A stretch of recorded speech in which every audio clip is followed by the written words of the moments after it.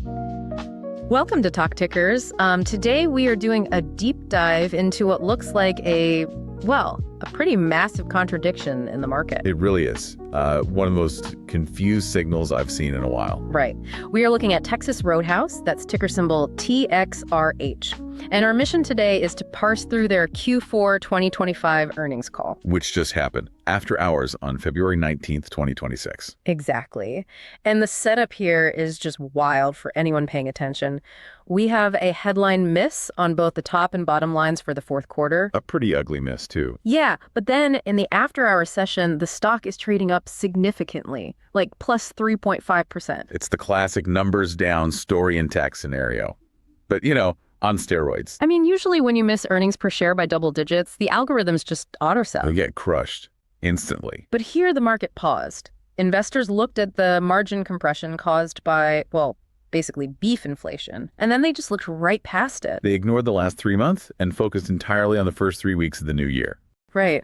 Management is playing this incredible game of traffic over margins. Yeah, and the market is absolutely buying it. So let's start with the results snapshot, because we have to establish the baseline. We have the backward-looking numbers, the misses. Right. The Q4 numbers. GAAP diluted earnings per share came in at $1.28. And just for context, the consensus, the street was looking for $1.52. Which is a substantial miss. That's roughly 24 cents, or about negative 16%. It's a massive miss. In quarterly capitalism, missing the bottom line by 16% implies you either completely misunderstood your cost structure or operations just fell apart. Yeah, and revenue wasn't exactly a beat either. No. Revenue landed at $1.482 billion. Against a consensus of $1.5 billion. Right, so a slight miss, about negative 1.2%. So to be fair, that is still up 3.1% year over year. So they are growing, just not as fast as the spreadsheets predicted. Exactly. So if you're a retail investor just checking an app, you see red everywhere and you think you should sell. But smart money saw something else. They saw the forward-looking numbers. Yes, they saw what the industry calls the fern. Right. I want to break this down for you guys listening. The fern is the first earnings read next. Or forward earnings read now. Yeah, it's the current trading update. The fresh data for the first part of Q1. And for Texas Roadhouse, the early read on Q1 2026, the first 7 weeks, was just blistering. Hit me with the number. Comparable sales at company restaurants are up a massive 8.2%. 8.2%. 8.2. I mean, in casual dining, a good comp is what, 2%? 2% is good. 3 or 4% is great. If you hit 4, you're high-fiving the whole executive team. So 8.2 is just, it's basically unheard of for a mature chain. It's tech startup growth, not a decades-old steakhouse chain. So the sentiment on the street right now is incredibly bullish on demand. Right. They're basically ignoring the EPS miss because the velocity of that Q1 traffic is so loud. They are cautiously neutral on costs, but wildly bullish on people walking through the door. Let's talk about those costs, though. We have to address the inflationary elephant in the room. The cow in the room. The cow, yes. Because commodity inflation exploded in Q4. It hit 9.5%. 9.5. And that was the primary driver of the EPS miss, right? Absolutely. It caused severe margin compression. Restaurant margins dropped down to 13.9% of sales. Which is a drop of 309 basis points year over year. Right. Over 3% less profit on every $100 sold. And in actual dollars, restaurant margin dollars fell 15.6%, down to $204.8 million. They sold more food, but made 15% less actual profit. So why is this happening? What are the cattle cycle dynamics at play here? Well, management was very clear that this isn't a short-term blip. Relief is not coming soon. Because of the biology, you can't just print more cows. Exactly. The herd rebuilding process won't likely be visible until late 2027. Late 2027. So we are looking at a higher for longer structural issue with beef. Right. And their guidance reflects that. They expect 2026 commodity inflation to be roughly 7%. With the first half of the year running even hotter than the second half. Which brings us to management's philosophy. Because they have a choice here. They could just raise prices to protect that margin percentage. But they're not doing that. They are playing traffic first. They are actively refusing to price aggressively. They are accepting lower margins right now to keep those dining rooms full. I think they explicitly stated on the call that it will be a challenge to get leverage on the cost of sales line in 2026. Which is CEO speak for, we are going to make less money per steak, and we're okay with it. Because they want to win the market share war. Which brings us back to that revenue engine, the Fern phenomenon. Okay, that 8.2% comp in Q1. I want to dig into that because you might think, oh, well, maybe the weather was just perfect this year. Actually, it's the exact opposite. Right. Weather was a headwind. Yes. Management estimated severe winter weather had a negative 1.5% impact. So without the bad weather, traffic would have been approaching 10%. Exactly. It's staggering. Now, there was a calendar shift, right? New Year's Eve shifted into Q1. Yeah, that provided a tailwind of roughly 1%. Yeah. But even if you strip that out and you add back the weather impact, the underlying organic demand is just undeniable. So they have all this demand, people are flooding in, but they do have to raise prices a little bit to offset the 7% inflation. A little bit, yes. They are implementing a 1.9% menu price increase in early April. Which is the start of Q2. Right. And when you combine that with previous hikes, the total pricing stack, the effective pricing, is roughly 3.6% for Q2 and Q3. 3.6% pricing versus 7% inflation. That is intentionally conservative. Very intentional. Think about the broader casual dining industry. Most competitors are hiking prices by 5, 6, 7% just to survive the beef costs. Because they don't have the volume Texas Roadhouse has. Exactly. Roadhouse is lagging competitor price hikes to widen their value gap. They want to position themselves as the safe harbor. For the consumer who goes to the grocery store, sees the price of ground beef, and just gives up. Right. The inflation-weary consumer knows they can go to Roadhouse and get a steak dinner that hasn't doubled in price. And the sales metrics back this up. I mean, the weekly sales per restaurant are just mind-boggling. In Q4, they were averaging over $160,000 per week. Per location. Per location. And in the first 7 weeks of Q1, that jumped to roughly $170,000 per week. $170,000 a week. You run that out over a year, you're pushing $9 million a box. It's unbelievable throughput. And a good chunk of that is to-go orders, right? Yeah, the to-go mix is holding very steady at roughly 13.8% of sales. So that's about $22,000 a week just in takeout. Which is a whole separate business line, basically. But here's the thing. If you are pushing $170,000 of food through a kitchen every week, how does the staff not just walk out? The stress must be insane. Right. Which is why their operational excellence and tech investments are so crucial here. We have to talk about the Calm Kitchen. It's Calm Kitchen. It sounds like a spa, not a steakhouse. Well, it's the result of their digital kitchen rollout, which they finally completed in late 2025. So what does that actually do? It fundamentally changes how the kitchen communicates. Instead of screaming ticket printers and chaotic expediting, the system routes items digitally. So it paces the meal. Exactly. Management described the impact as creating a calmer, quieter environment. Which isn't just nice for the cook's eardrums, it's about employee retention. Retention and throughput accuracy. If a cook isn't stressed out of their mind, they don't burn the steak. And if they don't burn the steak, you don't waste money recooking it. And you don't slow down the table turn. Speaking of table turns, what is the status of the handheld tablet test? Because I know Roadhouse has historically been very protective of their server interaction. They have. But they are currently back in testing with handhelds. I read they paused briefly to rewrite some software. Yeah, they wanted to get the software perfect for their specific flow. But they are back in pilot stores now. And the main goal there is just raw speed, right? Speed is everything. Allowing servers to fire orders right at the table increases table turns. Every minute counts. Because in a high-volume model doing $170K a week, even a marginal increase, like shaving 5 minutes off a dining experience, drives massive incremental margin. You get one more party seated per section per night, that drops straight to the bottom line. Let's pivot to labor stats. Because tech helps, but you still have to pay the people carrying the trays. Wage inflation is actually pretty manageable. It was running at 2.9% in Q4.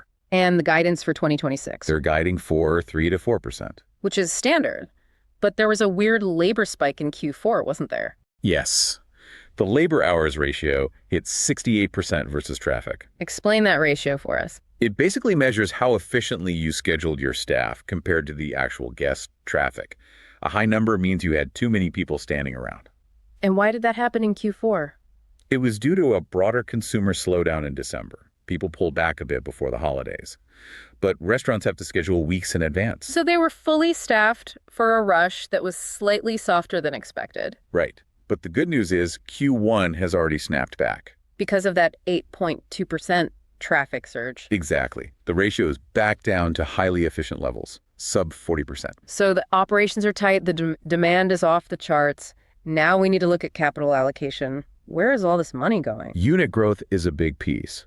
For 2026, they are targeting roughly 35 company-owned openings. But they aren't just building new boxes from scratch. They are buying up franchises. This is a huge signal. They are aggressively acquiring. They acquired 20 franchise units in 2025 alone. And then right at the start of fiscal 2026, they announced a new deal. Right. 5 domestic franchise restaurants in California. For approximately $72 million. That is a massive valuation per restaurant. It's over $14 million a store. That shows you the cash these locations are generating. And to fund this, they drew $50 million on their credit facility. Which signals incredible confidence. If you are willing to borrow money to buy back your own franchises in California, which is a very tough operating environment, you are making a bullish bet on your own operational superiority. They believe they can run those stores better, apply their digital tech, and generate even more cash. It's a bet on the long-term brand strength. I also want to touch on their second brand, Bubba's 33, because for a long time it felt like a side project. The little brother is definitely growing up. The average unit volumes, the AUVs for Bubba's, are at $6.4 million now. Which is fantastic for a pizza and burger concept. Right. And they're targeting roughly 10 openings for Bubba's in 2026. Management is seeing consistent returns there.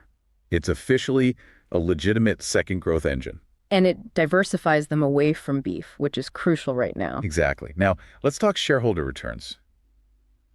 Because investors are getting paid to wait out this cattle cycle. Yes. They increased the dividend by 10%, up to 75 cents per quarter. And their cash flow is just a fortress. They generated $730.1 million in cash flow from operations for the year. $730 million. Yeah. And they're guiding to about $400 million for capital expenditures in 2026. So they have plenty of cash to fund the new builds, buy the franchises, pay the dividend, and weather the inflation. They are essentially bulletproof. Which brings us to the broader investor context, the sector impact. The value trap for competitors. Yes. I want you to walk through this dynamic, because if Texas Roadhouse is taking a hit on margins with 9.5% beef inflation, what is happening to the rest of casual dining? The smaller peers are drowning. It's that simple. Because they don't have the scale. They don't have the scale, they don't have the supply chain leverage, and most importantly, they don't have the volume. Right. If you are doing $3 million a year instead of $9 million, you can't absorb a 10% spike in your core ingredient. You have to raise prices to the consumer. But if you raise prices and Texas Roadhouse doesn't... You lose traffic. Yeah. And Texas Roadhouse absorbs your customers. It creates this moat of volume. A moat of volume. I love that phrasing. Competitors who raise prices to cover beef costs risk losing their traffic to Roadhouse. And once Roadhouse gets that traffic, their volume goes up, which allows them to keep prices low. It's a self-reinforcing flywheel of dominance. It really is. And if you take the long-term view, this is just what they do. 60 consecutive quarters of comparable sales growth. Excluding 2020, obviously. Right. But 60 quarters, that's 15 years. The number's down. Story intact narrative holds water here because top-line demand is the hardest thing to fix in the restaurant industry. It really is. If nobody wants to eat your food, no amount of financial engineering can save you. But if everyone wants to eat your food, you can fix the margins later via pricing. They are just sacrificing margins strategically right now. Okay, so we've laid out the entire fundamental picture, the inflation, the traffic, the strategy. Now it's time for our favorite segment. Oh boy. This is not financial advice segment. Please, nobody trade on this. Do not trade on this. But we are going to pitch an outrageous but plausible trade idea based on everything we just discussed. A real hedge fund analyst style pitch. Okay, I've got one. I call it the carnivore consolidation spread. The carnivore consolidation spread. Walk me through the logic. The logic relies on 3 pillars. First, we know the cattle cycle is broken. No herd relief until late 2027. Beef is staying expensive. Pillar 1, expensive cows. Got it. Pillar 2, we know Texas Roadhouse has the balance sheet and the weekly volume to eat these costs and still grow traffic by 8%. Pillar 2, the Roadhouse volume moat. Right. And pillar 3, Most competitors do not have that luxury. So what's the actual trade execution? You go long Texas Roadhouse stock, TXRH. Okay, going long the winner. Then you short a basket of steak-adjacent high-end steakhouses or struggling casual dining chains, companies that lack pricing power. So a classic pair trade. Long the consolidator, short the losers. But here is the kicker, the wild part. Hit me. You pair that long TXRH position with a long-live cattle futures contract. A live cattle futures contract. You're buying paper cows. Yes, because it acts as a beef-hedged alpha play. Explain how the hedge works. Think about it. If beef prices skyrocket even further, your Roadhouse margins get squeezed harder, and the stock might suffer in the short term. Right. But your cattle futures print money. You profit because the cow got expensive. Okay, but what if beef prices crash? What if the cycle turns earlier than expected? If beef prices crash, your futures contract loses money. But Texas Roadhouse's margins would absolutely explode upward. Because their biggest input cost just plummeted while their traffic is up 8%. Exactly. The stock rips higher, and the Roadhouse stock profits cover the loss on the futures. So you profit if the cow gets expensive, and you profit if the Roadhouse sells more steak cheaply. It's a perfect biological hedge against an operational powerhouse. That is genuinely fascinating. And a little insane. That's why it's not financial advice. Exactly. Okay, so let's recap the real takeaways for you guys listening. What are the core truths from this deep dive? First truth, Q4 was messy on margins. Beef hurt them, and it will continue to be a headwind. Second truth, Q1 is starting with absolute rocket fuel. 8.2% comps in this environment is historic. And third, management is aggressive. Yeah. They are buying franchises, they are deploying technology, and they are intentionally keeping prices low to steal market share. They are playing to win the decade, not the quarter. Absolutely. You know, it makes you wonder about the long-term game here. We talked about how they're at the mercy of the cattle cycle. Yeah. With the sheer amount of cash they generate and the volume of beef they require, could there be a point in the next 10 years where Texas Roadhouse literally starts buying ranches? Vertical integration. Right, just completely owning the supply chain from pasture to plate. It sounds crazy, but if the biological lag of the cattle cycle is their only real weakness... Why not buy the biology? Exactly. Something for you all to mull over. It would definitely change the margin profile. Well, as we like to say here, markets are efficient, but they sure do love a good steak. They certainly do. Just a reminder that Talk Tickers and this deep dive are for entertainment and informational purposes only. Do not buy cattle futures because we talked about them. Please don't. Thanks for joining us for this analysis of Texas Roadhouse. We will catch you on the next deep dive. See you next time.